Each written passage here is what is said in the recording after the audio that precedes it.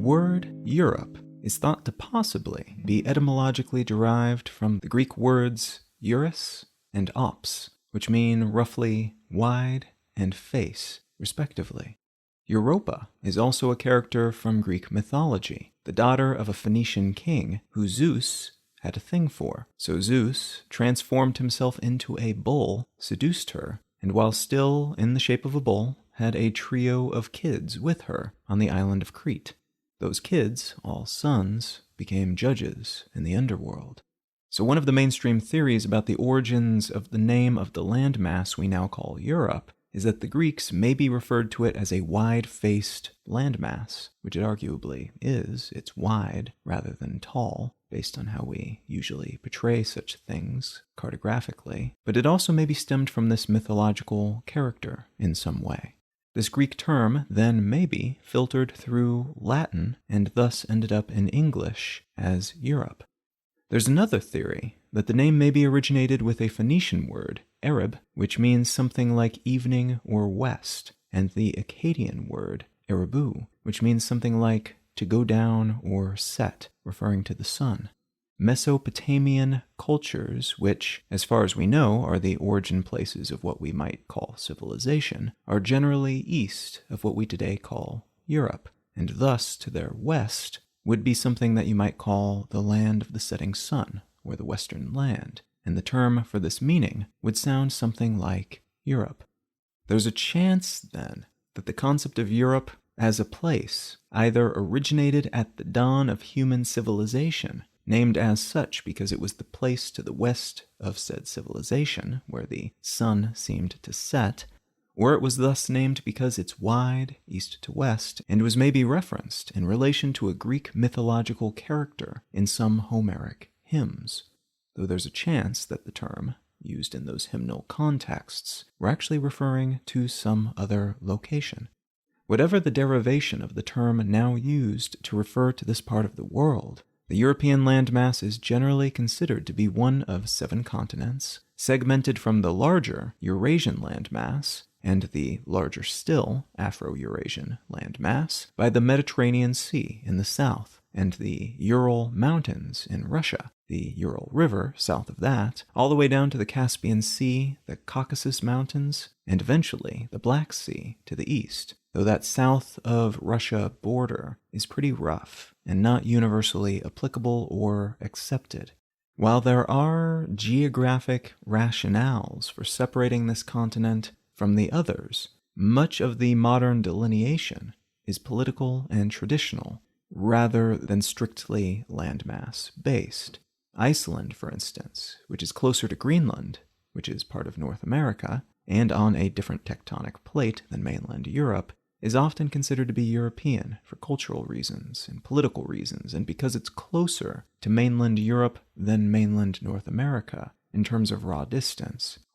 Likewise, delineations in the eastern portions of the continent are fairly wobbly, with portions of Russia considered by many to be European Russia, which contains all of the country's most populous and developed cities, while the rest of the comparably rural portions of the country are said to be part of northern Asia. The Caucasus mountain range, tucked between the Black Sea and the Caspian Sea, contains Armenia, Azerbaijan, and Georgia, alongside parts of western Russia. And these countries, too, are sometimes considered to be European, but also sometimes considered to be Asian, depending on context, tradition, and in some cases, political expediency.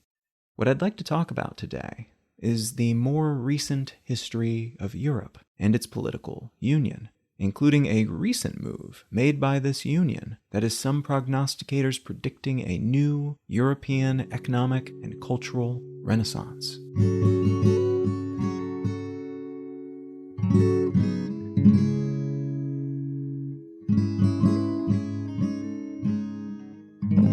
You are listening to Let's Know Things. I'm Colin Wright. Let's Know Things is an independent, listener-supported show. If you're enjoying what you hear, consider becoming a supporter. You can find a list of support-related options at letsknowthings.com/support, but one of the simpler ways to contribute to the continued existence of this show is by becoming a patron at patreon.com/letsknowthings. Folks who contribute any amount each month receive a call to action free version of this show. This, what you're listening to right now, is a call to action, by the way. And they also receive an additional bonus episode of the show each month. A great big thanks to everybody who's already contributing in some way, shape, or form, and thanks in advance if you're considering doing so in the future. All right, let's get back to the show.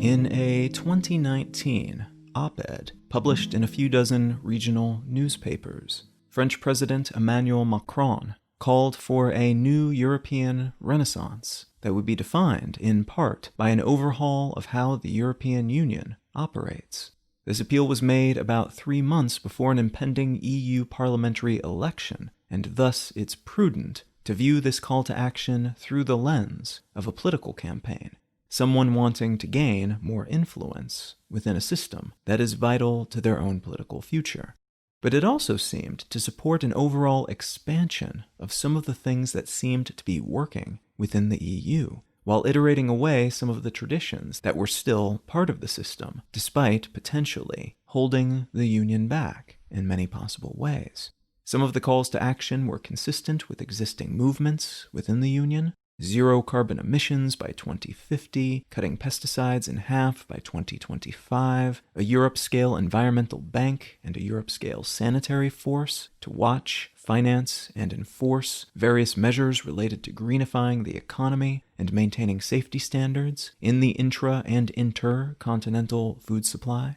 One of the most surprising aspects of this letter, which presented what amounted to a list of a dozen ideas for how things should progress moving forward, was how widely accepted it seemed to be, and how cordial it was to even the recently Brexited United Kingdom, and increasingly anti-democratic leaders of Hungary and Poland. Macron called for increased unity, but with clear indications of national distinctiveness, for more independence for member nations from those institutions. He called for respecting the Union's tenets and rules, while also leaving wiggle room for mutually beneficial treaties and ad hoc arrangements with outside nations, like the UK.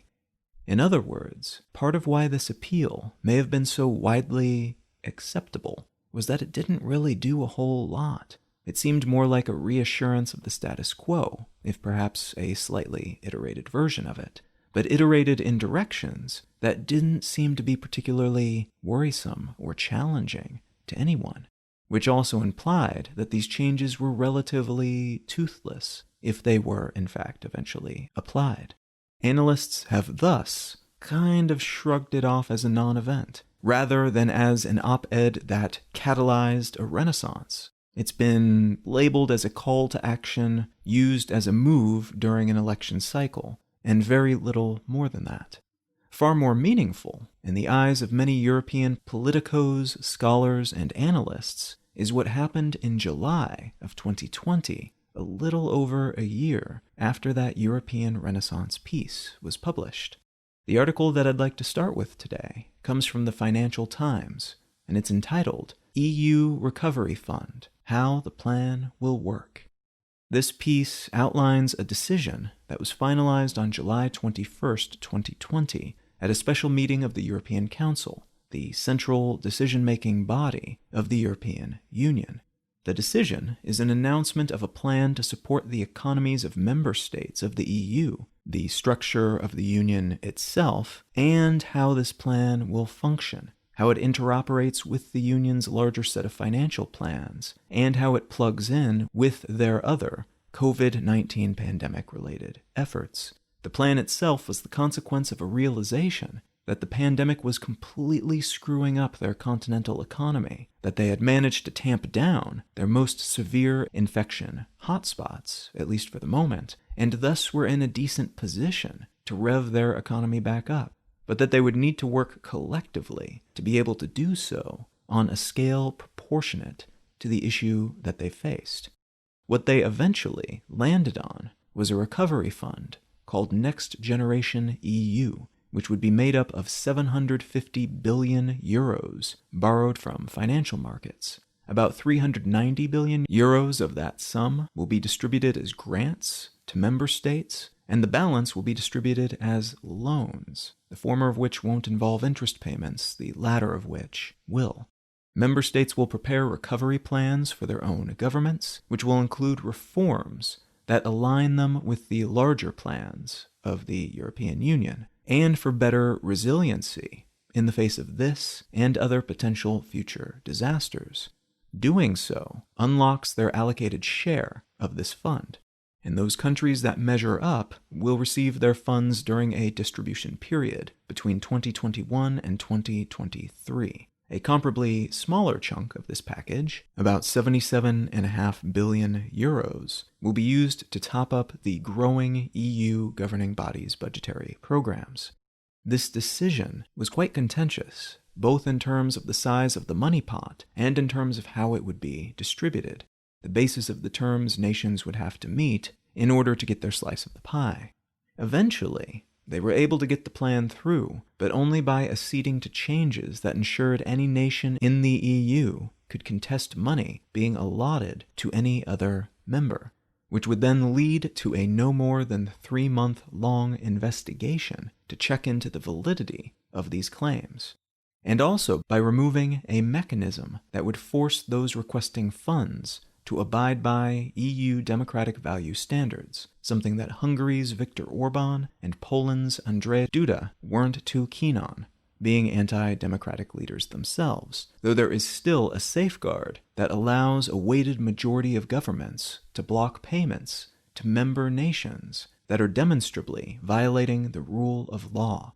which may or may not give them the desired by some ability to force Hungary and Poland back onto a more democratic track, using these funds as an incentive. There were plenty of rationales for even Orbán and Duda to fall into line with this plan, though, even lacking such protections for their regional peculiarities. It's estimated that the biggest member nations of the EU, like France, Italy, and Spain, will economically shrink by about 10% in 2020 alone, and that the EU's overall economy will shrink by 7.4%, leading to a tidal wave of job losses, the collapse of businesses and maybe entire industries, and the potential mass migration of people across borders, which could cause further instability alongside further spread of COVID and other diseases. All of the member states have a vested interest in making sure that this doesn't happen then, in part because they face increased regional risk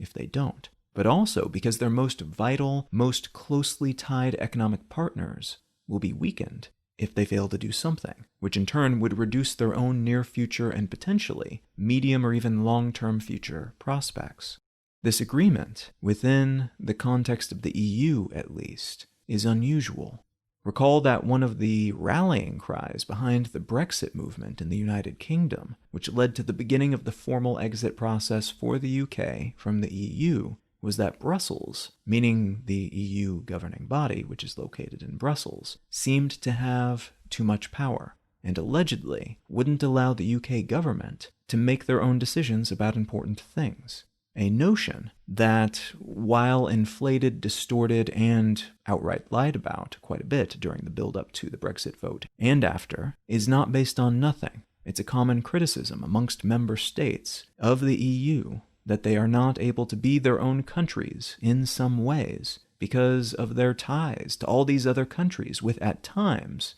different or even diametrically oppositional interests. This move, which brings Union member states into even closer accord, is thus quite an interesting development, especially on the economic level. Barron's, which is a publication that specializes in economic considerations, called this Europe's Hamiltonian moment, referring to the U.S. statesman Alexander Hamilton, the star of the eponymous Broadway play and the digital streaming Disney production of that play, referring to Hamilton's efforts to unify the then burgeoning United States into a more intertwined economic union. Hamilton was concerned that post-Revolutionary War, which was what separated the U.S. from British rule, the southern state of Virginia would not be too keen on the idea of taking on New York's comparably quite massive debt, which could lead to fractures in the new country's solidarity.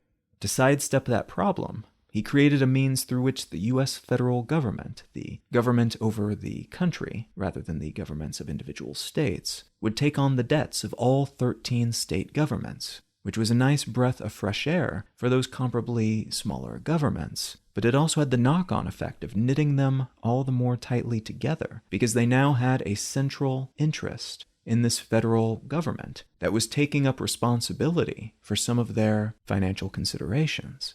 In the European Union's case, a remarkable situation, the global COVID-19 pandemic, has caused the Union to scramble and to become more aware of their interdependence on each other, and to consequently develop a solution that, in the minds of many thinkers, would have been nearly unthinkable mere months before the pandemic emerged and its shape became more known. The news of these tighter economic ties has been well received by the global financial markets, with activity in the area surging on the news, and murmurs about whether the euro will replace other currencies, like the US dollar, as the most reliable, secure, and commonly accepted currency in the world, if this trend of increased EU government centrality continues at least.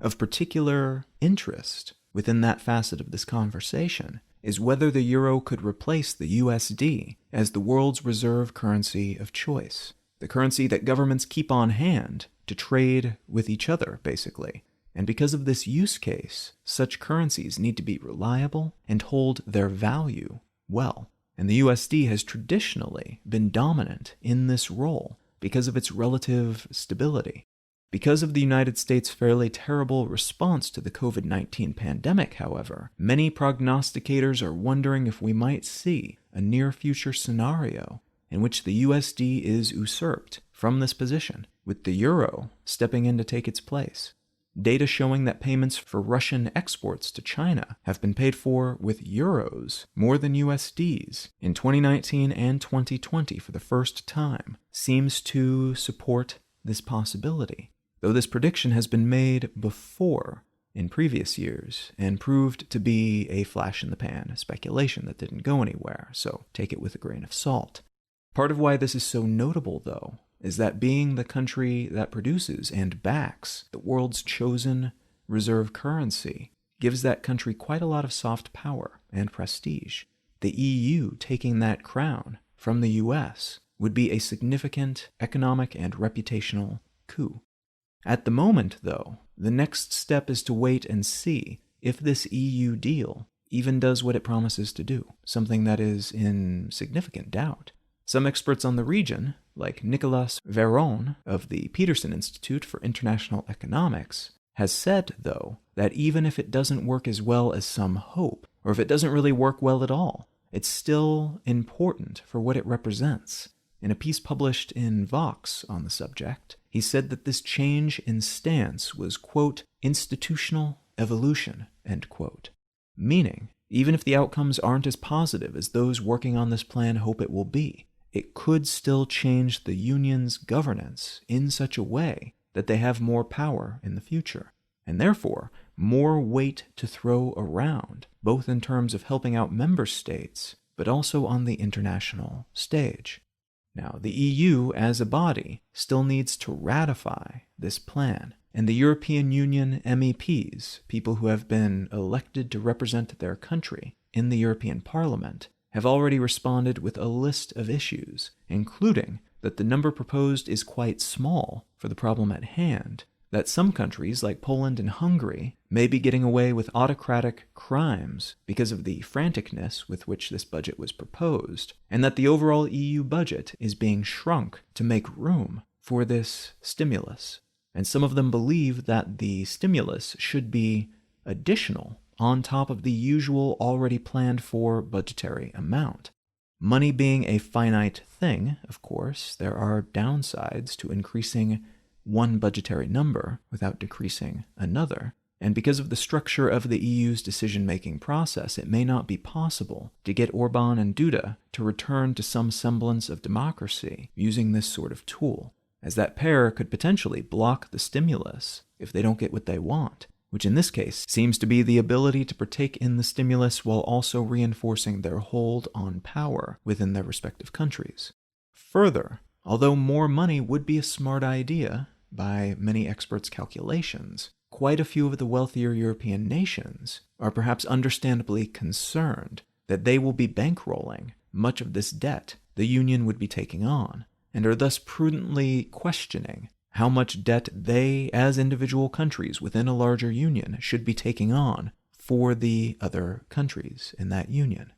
The initial burst of enthusiasm about this decision has quieted a bit, as more of the specifics have been questioned and as the pace of it has become more clear. This is not something that will happen immediately, but something that will take several years to completely roll out. And even then, it may not be something that solves the problem that everybody is hoping to solve. It's worth remembering, too, that this is not the first time that the EU has tried to cope with a financial crisis, and the last time it happened, things went sideways pretty spectacularly, even to the point where there were serious questions as to whether the European Union would even survive long enough to make necessary changes to its structure. Angela Merkel, the Chancellor of Germany, and a major player in that previous crisis and in this one, but who, to some, was the major villain of that previous crisis because she knew Germany would be bankrolling a lot of the bailout money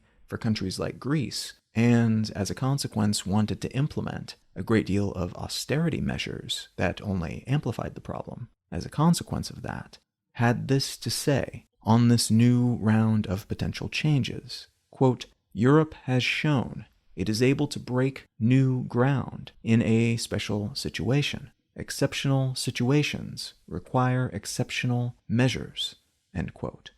Now again, as a supporter of austerity and a tightly held pocketbook and spending as little as humanly possible to come out of a financial crisis last time around, this is a fairly dramatic change in stance from, again, one of the most powerful people in the European Union today. Whether or not that newfound flexibility and willingness to spend will make a difference in how this new crisis plays out, though, is anyone's guess.